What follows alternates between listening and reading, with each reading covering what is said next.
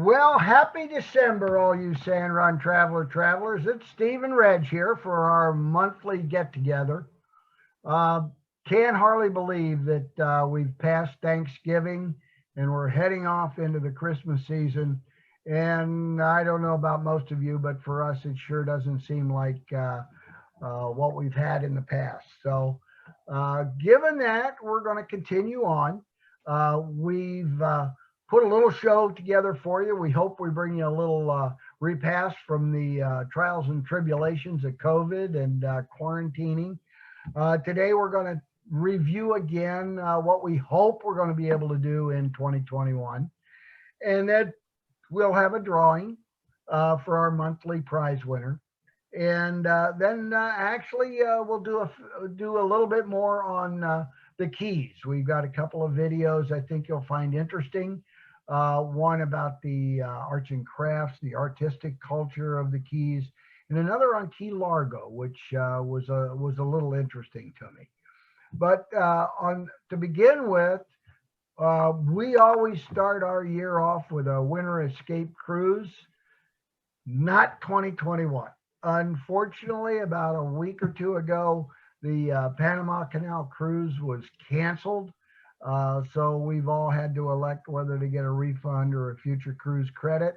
As you can imagine, at least I and I believe Reg have taken a future cruise credit with Carnival because we plan to be cruising again next year and on into the future. We're going to Seneca Allegheny with a little bit of a wine tour the weekend after Mother's Day. We are then going to summer cruise in Key West. Hopefully that goes. Key West has gotten a little ticklish about large cruise ships. So we'll have to see where that goes. It also goes over to the Bimini chain in the Bahamas. So that's with MSC. And we also put together, if we look at the website, an all-inclusive package for that. So that we can include the gratuities, the taxes, the drinks, along with the cruise itself, which of course includes food. So we've kind of priced that out for people who would prefer that kind of an option. We are planning to go back to New Orleans early in August. We definitely hope that thing goes this year. It would be a crime to miss New Orleans for 2 straight years. Another bus trip is going to come up in September. We have chosen to go back to the Poconos for our wine tour. Mohegan Sun was such a great venue, and the wineries were so receptive. It was, we thought, just a crying shame only a few of us got to enjoy it this last year. So hopefully by September, we've got bus trips up and running, and they're full. And we can get a bunch of you off to enjoy the wines of Pennsylvania and the Poconos again next year. Of course, we've got Las Vegas in October. Like I've reported in the past, it was kind of a surreal experience going out to Vegas this year. But quite frankly, it was fun. But I'm really looking forward to going back to Vegas in full gear with shows and lots of activities next year. Finally, we have, like we said, we always start our winters off with a winter escape cruise. So in 2022, we are announcing the first ever Sand Run travel tour out of Los Angeles. We're going to go down to the Mexican Riviera for a 7-day escape. The cruise is planned. The accommodations, of course, have not been figured out yet. We'll deal with that as we get closer. But it really looks like an interesting cruise, something we've never tried before. So we hope by 2022, we've got this whole thing behind us. We've all been vaccinated, and we can get out and really enjoy the getaway from the Northeast Ohio winter. Now, because of some other things that we've been looking at, we decided to begin to just take a look at all inclusives. And lo and behold, Reggie has identified a number of them that are holding some interest for us to put together a group. Haven't finished up yet, but Reg, what have you found? Well, we found there were 8 places in the Caribbean, that the 8 top places in the Caribbean that has all-inclusives and a casino. And those 8 places are in Punta Cana, there is the Hard Rock Hotel. In, let's see, Aruba, we have the Hotel Rio Palace. In, let's see, in Curacao, we have the Sunscape Curacao Resort. In we have the Grand Palladium Suites in Dominican Republic, and that's in Punta Cana also. We have Grand Lucaya in the Grand Bahama in Freeport, Grand Bahama Islands. And we have DV Flamingo Beach and casino, and that is in Bonaire. And we really liked Bonaire. That one really sounded interesting. Sounded like one we wanted to look into. And there's the Hideaway Royalton in Cancun. And there's the Malia Nassau in Nassau, Bahamas. Wow. So there are a few that's worth looking into. We think we can get out. If we can get there, we can have a pretty good time. The resorts look good. We know we've been to a couple of, like the one in Freeport in the Grand Bahamas. We did have a chance to go visit that the last time we were in the Bahamas, and it was a beautiful place.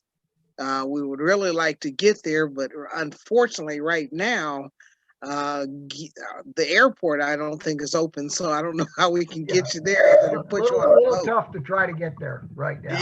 Yeah, that one's going to be a little tough. But the ones in Mexico, which seem to be newer casino and resorts, may be a little more accessible, and they do sound pretty interesting, and they are newer resorts. So those all look pretty good.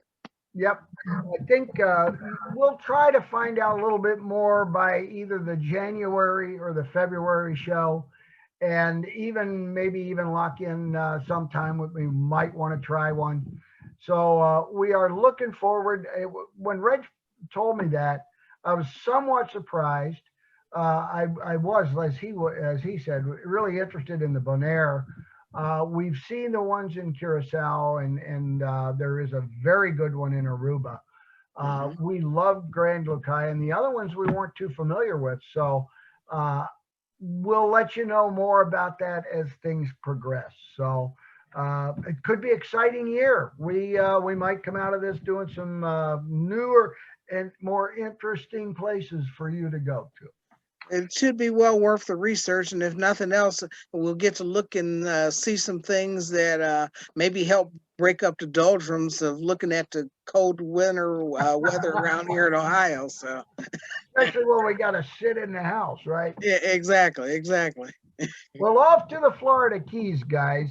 And one of the things that the last time I used a video to highlight some information, but this time I did just a little bit, just pick up a couple of points of interest that might be of interest to you folks. And that was, I discovered that the Florida Keys actually start about 15 miles southwest of Miami.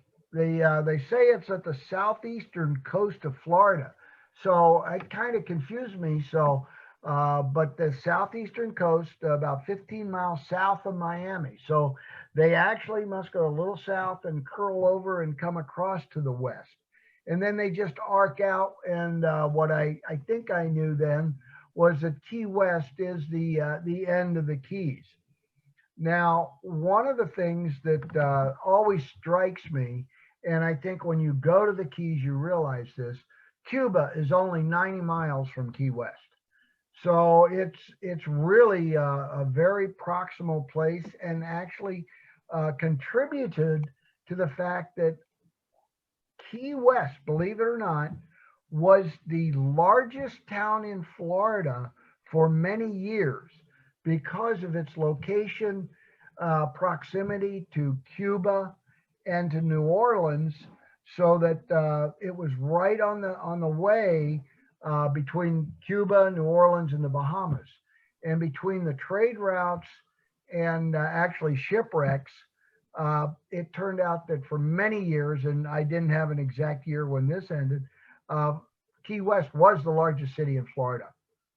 I also discovered that they were originally inhabited by two Indian tribes, the Calusa and the Tequesta, and they were originally charted by Ponce de Leon in 1513. Uh, they named them the Los Martinez, or the Lost Martyrs, because they looked like suffering men from the distance. So there's a couple of cute little tidbits you might stick in your mind for trivia at your local pub when you're having a glass. But now I'd like to go out, and what we'd like to do is show you a couple of videos. The first one is going to be about a 4-minute video that talks about the artist colony and the how the artists deal with and how it's constructed, the Keys.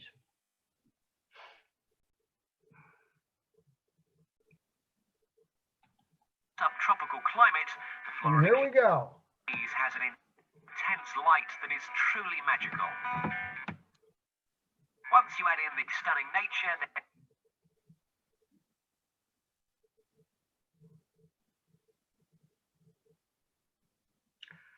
We're getting a little pause here while everything queues up to go. I've gotten kind of used to this, doing numbers of these things this year, but just little technical delays that we have to deal with. once you add in the stunning nature, there's no wonder it's home to so many artists from all around the world, inspiring them to commit paint to canvas. Well, welcome to the Gallery on Green.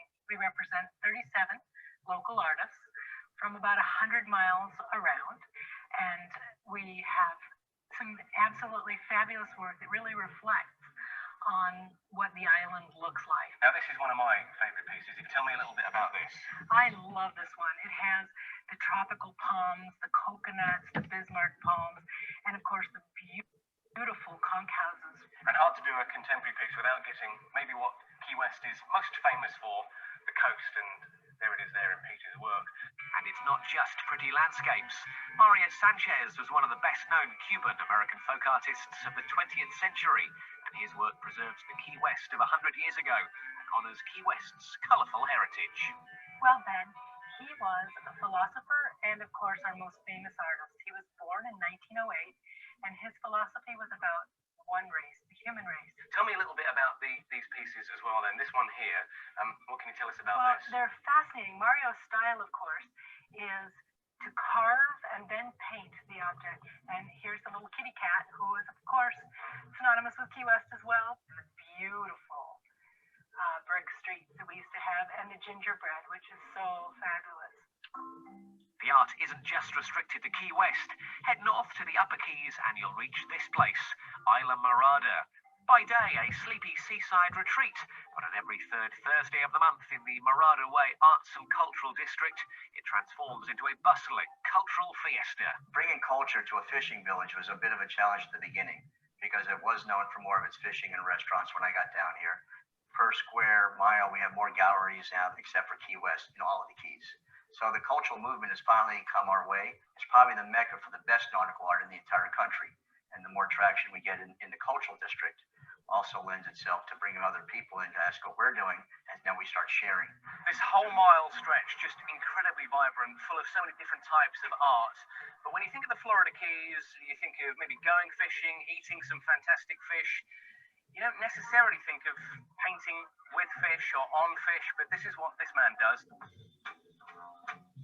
I'm a fisherman. I love to go fishing. I have a master's degree in printmaking, so one thing kind of led to the other. I put the paint on the fish. Mother Nature's going to put all the detail, the fins, the scales, and it's an old Japanese technique called gyataku. I have always been in and out of the Keys, and I really love snorkeling and diving and being out in the boat. And I think what I love about nature is all the vibrant colors out there, and especially under the water. When I've met other artists, and it's been a great source for me. And how good is this event that happens? This is wonderful. This is great. You find a lot of tourists come here, or is it locals, or a nice healthy mix? And we get people from all over the world. I mean, it's especially down here in the Keys in the wintertime. You know, that's the only place in the world to be. The colors and the light off the water here, because there's so much flats and ocean on both sides, I think it's like a big reflector, and there's just something about everywhere you look. Everything, the mood and the colors grab you and inspires you. We have the culture that everyone's searching for. We embrace diversity. We love to hear about who you are, and we're the most creative force you can possibly imagine. So I'm sure I'm not the only one surprised by the length and breadth of the arts and culture featured right along the Florida Keys, but maybe none more so than here.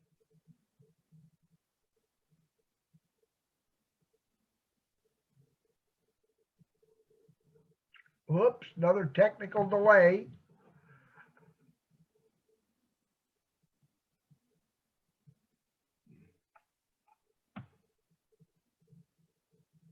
Florida Keys, but maybe none more so than here in Key West. We're in Mallory Square, where the nightly sunset celebration is in full swing. So we're going to go enjoy the evening and team up with the crowds.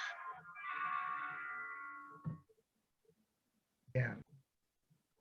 That was a little bit of the artistry and the culture of Key West, or of the Keys themselves. And as most of you, or those of you who've traveled with San Run Travel before know, we like to focus on the local culture of the inhabitants and different things. And even though it's part of the U.S., we think it's a unique area. So now we're going to kind of show a little bit, it's just a short little clip about Key Largo. And it kind of always gets my attention because I don't know about you, Reg, but I think of Bogey and Bacall every time I think of Key Largo. Recording. Bordered by Florida Bay and the Atlantic Ocean, Key Largo is the northernmost and longest of the Florida Keys. Learn to snorkel or scuba dive and see stunning coral formations and hundreds of brilliant tropical fish in Key Largo's John Pennekamp Coral Reef State Park, America's first underwater preserve and predecessor to the Florida Keys National Marine Sanctuary. Explore the Spiegel Grove, one of several military ships purposely sunk off Key Largo to create artificial reefs. The Grove is the beginning of the 100-mile-long Florida Keys Shipwreck Trail. You can even get married beneath the sea and honeymoon in an undersea lodge. No wonder Key Largo is known as the dive capital of the world. Parasailing provides a bird's-eye view of the mangrove forest and seagrass flats, or explore the backcountry in a kayak or atop a paddleboard. Nearby Everglades National Park provides anglers some of the best backcountry sport fishing around, and the offshore fishing scene off Key Largo offers some of the finest catch-and-release sail fishing in the Keys. The island gained fame in the 1947 silver screen classic Key Largo starring Humphrey Bogart. The Caribbean Club provided the setting for some of the movie's scenes, and today is adjacent to a host of waterfront eateries. And Bogart's African Queen movie boat can be seen at a Key Largo hotel. Key Largo's shoreside attractions include botanical gardens, nature trails, and a rehabilitation center for wild birds. Or spend time swimming with dolphins, or lying back on the beach under the warm subtropical sun. Key Largo even has a cultural center with informal concerts and small theater productions. Sure, Key Largo is the dive capital of the world, but there's so much more in the first of the Florida Keys.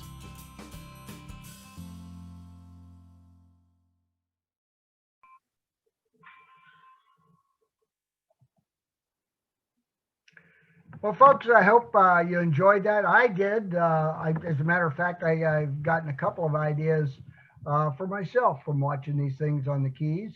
Next month, we might do one of the Keys, but we'll come up with something else for you.